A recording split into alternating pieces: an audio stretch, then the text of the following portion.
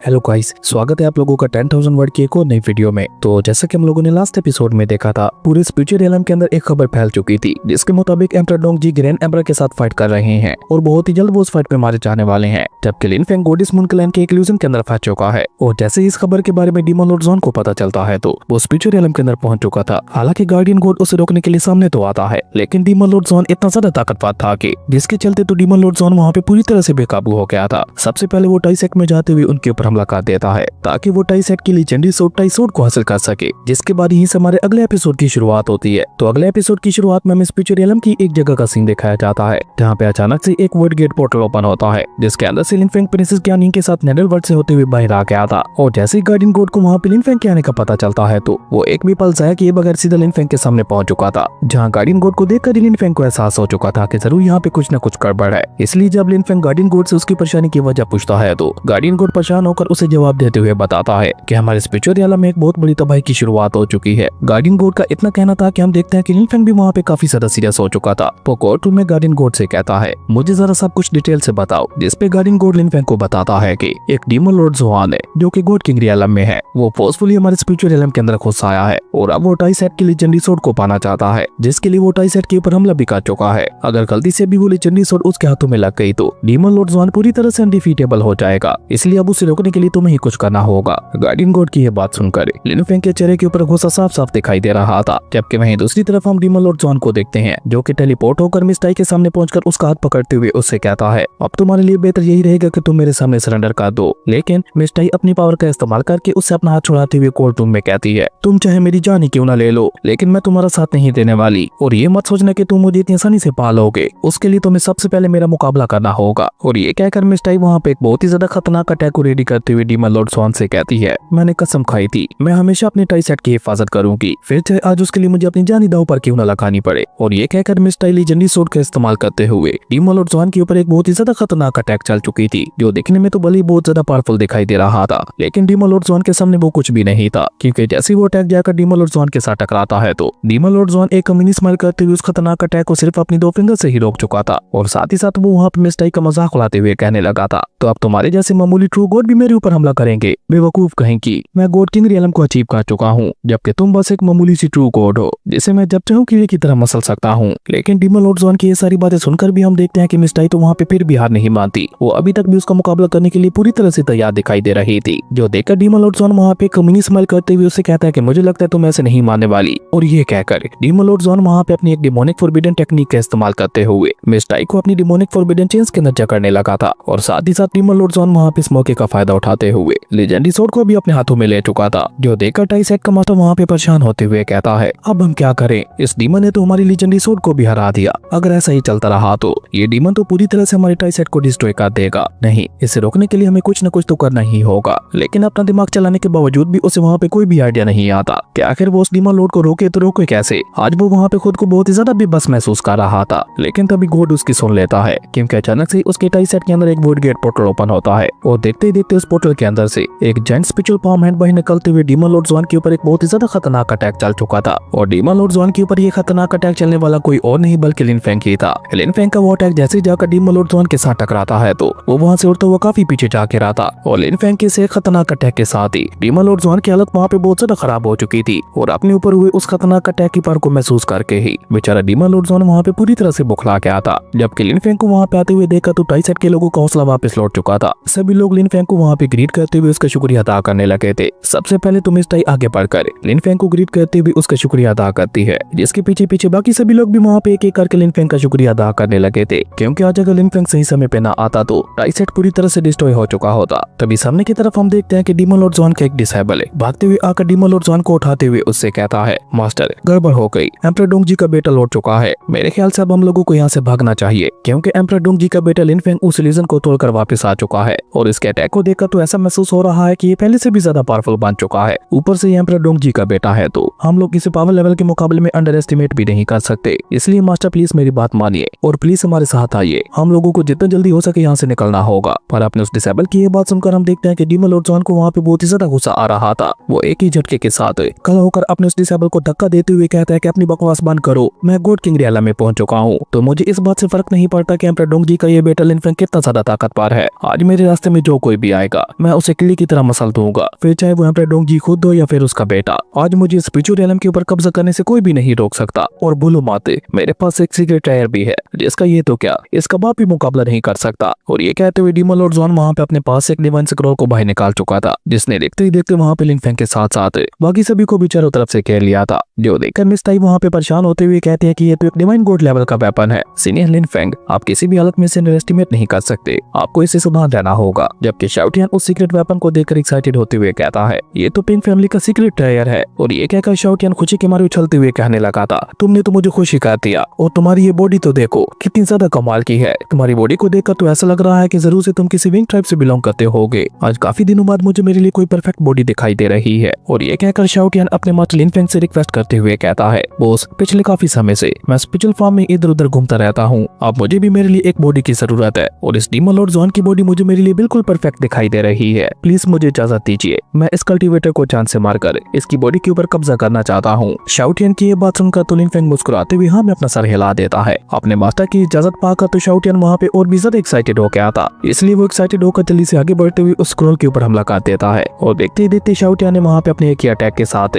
उस divine scroll tyre को पूरी तरह से डिस्ट्रॉय कर दिया था। जिसे डिस्ट्रॉय करने के बाद शाओटियान वहाँ पे डीमन लॉर्ड ज़ॉन के सामने आते हुए उससे कहता है बेवकूफ कहेंगे, तो मेरी ही पिंक फैमिली के टायर का इस्तेमाल करते हुए मुझे यहाँ पे जान से मारना चाहते थे, वहीं अपने सीक्रेट टायर को इस तरह से डिस्ट्रॉय होते हुए देखकर तो बेचारा डीमन लॉर्ड ज़ॉन वहाँ पे बहुत ही बुरी तरह से घबरा गया था। कहाँ वो सोच रहा था कि वो अपने इस टायर का इस्तेमाल करते हुए लिन फेंग को हरा देगा, पर उसके ऊपर तो शाओटियान ही वहाँ पे भारी पड़ रहा था, इसलिए वो वहाँ पे घबरा कर अपनी जान बचाते हुए वहाँ से भागने की कोशिश करने लगा था। पर वो वहाँ से भागने में कामयाब हो पाता। उससे पहले प्रिंसेस वहाँ पे उसके रास्ते में आते हुए उसका रास्ता रोक देती है। और अचानक से प्रिंसेस को वहाँ पे इस तरह से अपने सामने आते हुए देखकर तो बेचारा डीमन लॉर्ड ज़ॉन वहाँ पे पूरी तरह से बुखला गया था, लेकिन वो वहाँ पे कुछ सोया समय पाता। उससे पहले प्रिंसेस उसे वहाँ पे एक जोरदार थप्पड़ मार देती है, जिसके इम्पैक्ट की वजह से वो लुढ़कते हुए काफी पीछे चला गया था। और इसी मौके का फायदा उठाकर प्रिंसेस वहाँ पे अपने डिवाइन मिरर का इस्तेमाल करते हुए डीमन लॉर्ड ज़ॉन को वहीं पे फ्रीज कर देती है, जिसके चलते बेचारा डीमन लॉर्ड ज़ॉन अब तो चाहकर भी वहाँ पे अपनी जगह से नहीं हिल पा रहा था। लेकिन अभी बेचारा डीमन लॉर्ड ज़ॉन खुद को वहाँ पे आजाद करवाने की कोशिश कर ही रहा था कि तभी शाओटियान वहाँ पे उसके सामने पहुंच जाता है, जो कि केवल स्माइल करते हुए डीमन लॉर्ड ज़ॉन से कहता है अब मैं धीरे धीरे तुम्हारी सोल को पूरी तरह से डिस्ट्रॉय करके तुम्हारी बॉडी के ऊपर कब्जा कर लूंगा। ये सुनकर तो बेचारा डीमन लॉर्ड ज़ॉन वहाँ पे और भी ज्यादा बुरी तरह से घबरा गया था। पर वो वहाँ पे अपना आखिरी दाव चलते हुए शाओटियान से कहता है मैं विंग डेमोनिक ट्राइब से बिलोंग करता हूँ, इसलिए तुम तो क्या कोई भी मेरी बॉडी के ऊपर कब्जा नहीं कर सकता, इसलिए प्लीज मुझे जाने दो, मुझसे गलती हो गई जो मैंने यहाँ पे तुम लोगों के साथ पंगा लिया। लेकिन शाओटियान तो वहाँ पे उसकी कोई भी बात सुनने को तैयार नहीं था। वो वहाँ पे इवल स्माइल करते हुए धीरे धीरे डीमन लॉर्ड ज़ॉन की तरफ आगे बढ़ने लगा था। और जैसे जैसे शाओटियान वहाँ पे उसकी तरफ आगे बढ़ रहा था, बेचारे डीमन लॉर्ड ज़ॉन का डर भी वहाँ पे बढ़ता चला जा रहा था। और शाओटियान पूरी तरह से उसके पास जा पाता उससे पहले डीमन लॉर्ड ज़ॉन वहाँ पे इतनी बुरी तरह से घबरा जाता है कि वो अपनी बॉडी को सेल्फ डिस्ट्रक्ट कर देता है, जिसके चलते वहाँ पे एक बहुत बड़े एनर्जी ब्लास्ट के साथ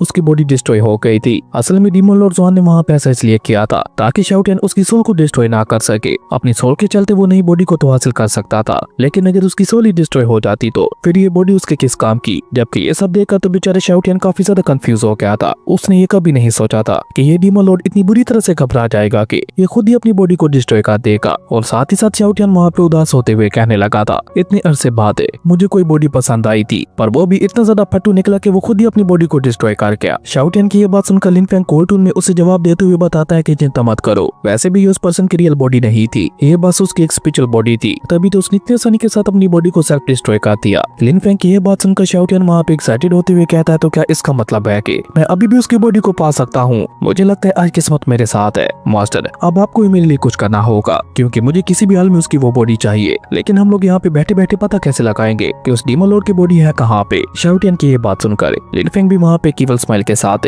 डीमन लॉर्ड ज़ॉन के एक चेले की तरफ देखते हुए कहता है ये है ना, ये हमें बताएगा। अब लिन फेंग ऐसा कहते सभी लोगों की नजरें वहाँ पे उसी चेले की तरफ ही चली जाती है, जिसके चलते बेचारा वो चेला वहाँ पे काफी बुरी तरह से घबरा गया था। जबकि शाओटियान तो वहाँ पे और भी ज्यादा एक्साइटेड हो गया था। जिसके बाद लिन फेंग वहाँ पे उन सभी लोगों को लेकर धीरे धीरे उसी चेले की तरफ ही बढ़ने लगा था। लेकिन तभी टाइसेट का मास्टर वहाँ पे अपने एल्डर्स के साथ आते हुए लिन फेंग से कहता है लिन फेंग, मुझे नहीं पता कैसे, लेकिन ये डीमंस तुम्हारे और तुम्हारे पिता के बारे में सब कुछ जानते हैं। इन्हें पहले से ही पता था कि तुम्हारे पिता एम्परर डोंगजी ग्रैंड एम्परर के साथ फाइट कर रहे हैं, इसलिए इन डीमंस का हौसला इतना ज्यादा बुलंद हो गया था कि ये हमारे ऊपर हमला करने के लिए स्पिरिचुअल रियलम के अंदर चले आए। और ऊपर से तुम्हारे बारे में यह भी पता था कि तुम नेदर रियलम के अंदर एक इल्यूजन के अंदर ट्रैप हो, जिसका साफ साफ मतलब है कि कोई तुम्हारे ऊपर नजर रख रहा है, जो कि यहाँ पे तुम्हारे और तुम्हारे पिता के बारे में सब कुछ जानता है। ये सुनकर तो लिन फेंग को वहाँ पे एक बहुत बड़ा झटका लगता लगता है। और सबसे ज्यादा हैरानगी तो उसे वहाँ पे इस बात से हो रही थी कि उसके पिता एम्परर डोंगजी ग्रैंड एम्परर के साथ फाइट कर रहे हैं। इसलिए लिन फेंग वहाँ पे थोड़ा परेशान होते हुए कहता है, तो क्या इसका मतलब है कि मेरे पिता की जान खतरे में है? जिस पे मिस टाई आगे बढ़ते हुए लिन फेंग को बताती है, मुझे नहीं पता कैसे, लेकिन इंडिमस को पता चल गया था कि एम्परर डोंगजी ग्रैंड एम्परर के साथ फाइट करते हुए किसी और यूनिवर्स के अंदर चले गए हैं और तुम्हें गॉडेस मून क्लैन के एक यूजर ने अपने अंदर ट्रैप कर रखा है। इसलिए इंडिमस का हौसला इतना ज्यादा बढ़ गया था कि ये यहाँ पे चले आए।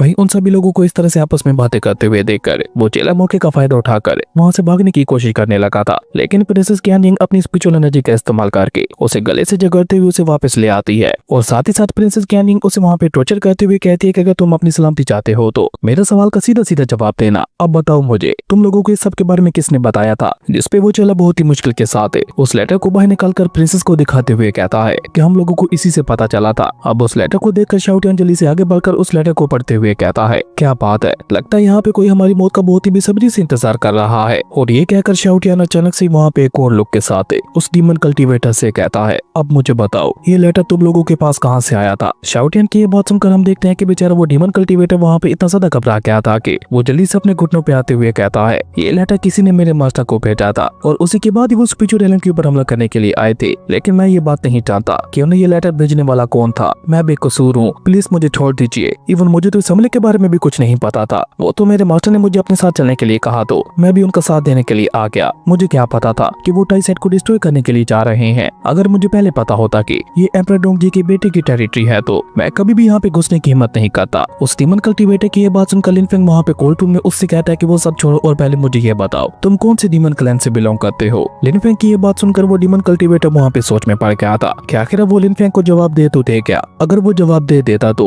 उसका मास्टर उसे जान से मार देता और अगर वो जवाब ना देता तो लिन फेंग यहाँ पे उसे जान से मार देता। और अभी बेचारा वो कल्टीवेटर इसी सब में कंफ्यूज हो ही रहा था कि तभी शाओटियान वहाँ पे आगे बढ़कर एक केवल स्माइल करते हुए उससे कहता है, बहुत समय हो गया है, मैंने किसी को टॉर्चर करते हुए जान से नहीं मारा और तुम्हारा तो मीट भी काफी ज्यादा टेस्टी लग रहा है, तुम्हें खाने में बहुत ज्यादा मजा आएगा। शाओटियान की ये बात सुनकर हम देखते हैं कि बेचारा वो डीमन कल्टीवेटर वहाँ पे इतनी बुरी तरह से घबरा गया था कि वो अपने सर को नीचे जमीन पे पटकते हुए कहने लगा था, नहीं नहीं रुको रुको, मैं सब कुछ बताता हूँ। हम सभी लोग थंडर माउंटेन्स रीजन में रहते हैं और हमारा ट्राइब अलग अलग छोटे मोटे क्लैंस को आपस में मिलाकर बनाया गया है, जिसके चलते हमारे डिमोनिक ट्राइब के अंदर काफी सारे डीमन एक्सपर्ट्स मौजूद हैं। लेकिन सीनियर लिन फेंग उन सभी के आपके सामने कोई भी औकात नहीं है। और ये कहकर वो वहाँ पे एक बार फिर से लिन फेंग से रहम की भीख मांगते हुए कहता है, मास्टर लिन फेंग प्लीज मुझे छोड़ दीजिए, मेरी 10 बीवियां हैं और 80 से भी ज्यादा बच्चे हैं जो कि घर पे मेरा इंतजार कर रहे होंगे। अगर मुझे कुछ हो गया तो उनका क्या होगा, इसलिए प्लीज मुझे छोड़ दीजिए। उस डीमन कल्टीवेटर की ये बात सुनकर तो हम देखते हैं कि शाओटियान के वहाँ पे होश उड़ जाते हैं, पर वो जल्दी से खुद को संभाल कर उस डीमन कल्टीवेटर की तारीफ करते हुए कहता है, वाह मेरे भाई, तुमने तो कमाल ही कर दिया, मानना पड़ेगा, तुम एक असली मर्द हो। 80 बच्चे वाकई में ही, अरे तू उनको खिलाता पिलाता कहाँ से है, हमें भी कोई टिप दे, मुझे जरा उन सभी के बारे में डिटेल से बताओ। जबकि शाओटियान की ये बात सुनकर तो हम देखते हैं कि टाई सेट के सभी लोग वहाँ पे बहुत ज्यादा कंफ्यूज दिखाई दे रहे थे। उन्हें समझ ही नहीं आ रहा था कि आखिर शाओटियान यहाँ पे क्या करने की कोशिश कर रहा है। और सेम बाकी सभी लोग भी वहाँ पे सोच में पड़ गए थे कि अब हम लोगों को आगे क्या करना चाहिए। वहीं इस तरह से उन सभी लोगों को आपस में बिजी देखकर वो डीमन कल्टीवेटर अपने पास एक टेलीपोर्टेशन तलिस्मैन को बाहर निकाल कर वहाँ से टेलीपोर्ट होने की तैयारी करने लगा था। लेकिन प्रिंसेस क्यानिंग को पहले से इसके बारे में एहसास हो जाता है, इसलिए वो जल्दी से अपने डिवाइन मिरर को बाहर निकाल कर उसे वहीं पे फ्रीज कर देती है। जिसके बाद लिन फेंग वहाँ पे एक वॉइड गेट पोर्टल को ओपन करते हुए कहता है, मेरे ख्याल से अब हम लोगों को अगर इस मैटर के बारे में और ज्यादा जानना है तो हमें भी थंडर माउंटेन्स में जाना होगा। और ये कहकर लिन फेंग प्रिंसेस और शाओटियान को लेकर सीधा उस पोर्टल से होते हुए थंडर माउंटेन्स की तरफ जाने लगा था, जहाँ साथ में उन लोगों ने उन डिमोनिक कल्टीवेटर्स को भी ले लिया था। लेकिन तभी मिस टाई आगे बढ़कर लिन फेंग को रोकते हुए कहती है कि रुकिए यंग मास्टर, थंडर माउंटेन्स एक बहुत ज्यादा खतरनाक जगह मानी जाती है और वहाँ पे एंसेस्ट्रल गॉड लेवल की फॉर्मेशंस मौजूद हैं जो कि एक ही झटके में किसी की भी जान ले सकती हैं। जिस पे शाओटियान हंसते हुए मिस टाई से कहता है, गॉड एंसेस्ट्रल फॉर्मेशन, अरे उन्हें डिस्ट्रॉय करना कौन सी बात है, हमारे साथ है महान थंडर ड्रैगन है जो कि सिर्फ अपनी एक फूंक के साथ ही उन सभी फॉर्मेशंस को डिस्ट्रॉय कर सकते हैं। लेकिन थंडर ड्रैगन शाओटियान की ये बात सुन लेता है, इसलिए वो वहाँ पे गुस्सा होते हुए शाओटियान से कहता है, बदबूदार पंछी कहीं के, तूने क्या मुझे अपना गुलाम समझ रखा है जो मैं तेरे लिए उन एंसेस्ट्रल फॉर्मेशंस को डिस्ट्रॉय करता फिरूंगा।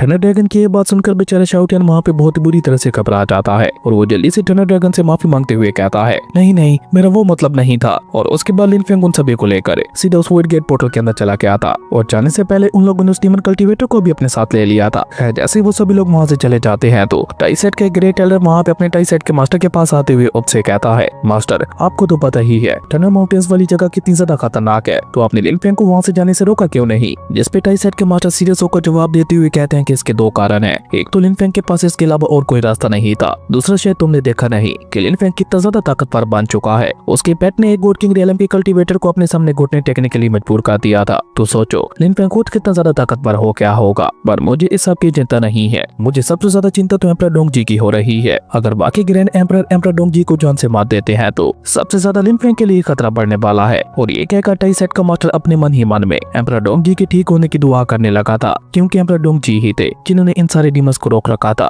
अगर एम्परर डोंगजी को कुछ हो जाता तो ये डीमंस पूरी तरह से बेकाबू हो जाते और स्पिरिचुअल रियलम को तो ऐसे निकल जाते जैसे वो कभी एग्जिस्ट ही नहीं करता था। खैर उसके बाद सीन चेंज होकर हम लिन फेंग को देखते हैं, जो कि अपने साथियों और उस डीमन कल्टीवेटर के साथ टनल माउंटेन्स रीजन के अंदर आ चुका था, जहाँ पे आते साथ ही शाओटियान एक्साइटेड होते हुए कहता है इस जगह की स्पिरिचुअल एनर्जी कितनी ज्यादा पावरफुल महसूस हो रही है, इवन किसी सीक्रेट रियलम से भी ज्यादा। शाओटियान की ये बात सुनकर लिन फेंग भी उसके हाँ में हाँ मिलाते हुए कहता है कि तुमने बिल्कुल ठीक कहा, मैं ये साफ साफ महसूस कर पा रहा हूँ कि इस जगह पे बहुत ही ज्यादा मात्रा में स्पिरिचुअल एनर्जी मौजूद है। तभी प्रिंसेस आगे बढ़कर लिन फेंग को बताती है कि मैंने सुना है कि ये थंडर माउंटेन्स नेडर रियलम का ही एक हिस्सा है और यहाँ पे एक छोटा सा सी रियलम भी मौजूद है, जहाँ की स्पिरिचुअल एनर्जी और भी ज्यादा प्योर है। अगर हम लोग वहाँ पे कल्टीवेट करते हैं तो हम लोग पक्का ब्रेक थ्रू कर लेंगे। प्रिंसेस की ये बात सुनकर लिन फेंग उस डीमन कल्टीवेटर को अपने सामने लाकर जब उससे सबके बारे में पूछता है तो वो लिन फेंग को बताने से झिझकने लगा था। इसलिए लिन फेंग वहाँ पे अपनी स्पिरिचुअल एनर्जी का इस्तेमाल करते हुए उसकी बॉडी को जगाना शुरू कर देता है, जिसके चलते वो डिमोनिक कल्टीवेटर दर्द के मारे वहाँ पे चिल्लाते हुए कहने लगा था नहीं नहीं रुको रुको, मैं सब कुछ बताता हूँ। यहाँ पे वाकई में एक सी रियलम एग्जिस्ट करता है जिसे ब्लैक रिवर के नाम से जाना जाता है, लेकिन वहाँ पे हर कोई नहीं जा सकता, सिर्फ कुछ पावरफुल डीमन कल्टीवेटर्स को ही वहाँ पे जाने की इजाजत है और सिर्फ कुछ ही डीमन क्लैन के हेड्स के पास ही कुछ जेट टोकन्स मौजूद है, जिसका इस्तेमाल करते हुए वो सभी लोग ब्लैक रिवर के अंदर जा सकते हैं। ब्लैक रिवर के बारे में सुनकर तो हम देखते हैं कि शाओटियान के मुंह में पानी आ गया था और वो वहाँ पे एक्साइटेड होते हुए कहने लगा था अगर मैं ब्लैक रिवर के अंदर जाकर अपनी कल्टीवेशन करता हूँ तो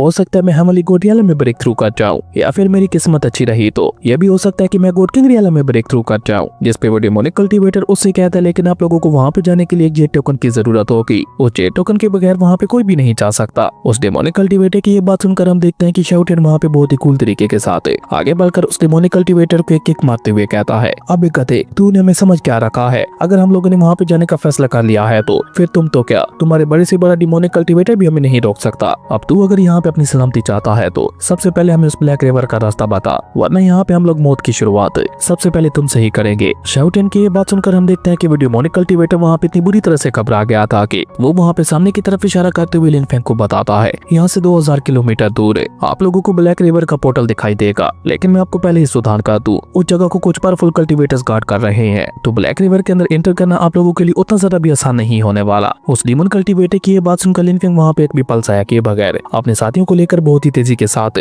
ब्लैक रिवर की तरफ ही बढ़ गया था, लेकिन तभी रास्ते में उसे कोई आवाज देते हुए कहता है लिन फेंग अब तुम यहाँ से आगे नहीं जा सकते। उस आवाज को सुनकर लिन फेंग भी वहाँ पे अपनी जगह पे रुक गया था और तभी देखते ही देखते वहाँ पे एक वॉइड गेट पोर्टल ओपन होता है, जिसके अंदर से ड्रैगन क्लैन के एक एल्डर निकल कर बाहर आता है, जिसे देखकर थंडर ड्रैगन वहाँ पे चौंकते हुए कहता है कि आखिर मेरा डिसेंडेंट यहाँ पे क्या कर रहा है। जबकि लिन फेंग सामने की तरफ मौजूद जैसे ही उस एल्डर को गौर से देखता है तो लिन फेंग को वहाँ पे एहसास हो गया था कि ये बुढ़ा गोड किंग रियलम में है। और इसी कमाल के सीन के साथ ही हमारा ये अमेजिंग एपिसोड यहीं पे खत्म हो गया था। दोस्तों अगर आप लोगों को ये वीडियो अच्छी लगी तो लाइक करते हैं और अगर चैनल पे नए आए हो तो सब्सक्राइब करते जाना। तो मिलते हैं एक न्यू वीडियो में, तब तक के लिए बाय।